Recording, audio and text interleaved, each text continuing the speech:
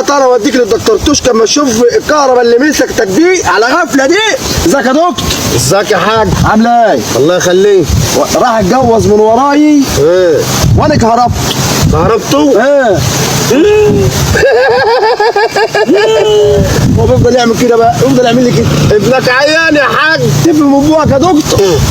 تب من بوقك. بقول لك مالو؟ بقول لك متكهرب يا دكتور، كهربت. دخلت له كهرباء زياده في دماغه، ما انت شايف. كهربت. طب انا دخل العداد قد ايه؟ انت جاي تهزر يا عم. ماشي انت بتقول دخلت له كهرباء زياده ايه؟ ما اللي انت مش انت كهربته. انا كهربته في ودني.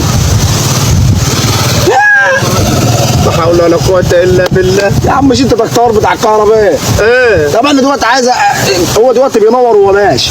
ابنك مجنون يا حاج. يا عم انت في من بوقك يا دكتور. بقول لك ابنك عيان يا حاج. ده الاتنين مجانين ولا يا ربي؟ ده انا عايز اعالجه دلوقتي. ده الكهرباء بتاعته شديده شويه. ماشي؟ بسم الله الرحمن الرحيم. هتعمل ايه؟ اعمل ايش انت؟ خليك معاه وانا ابعت لك الدكتور وقت. اما انت مين؟ ايه؟ اما انت مين؟ انا الدكتور. ايه؟ انا الدكتور. هو ده ماشي ابني باين على اساس.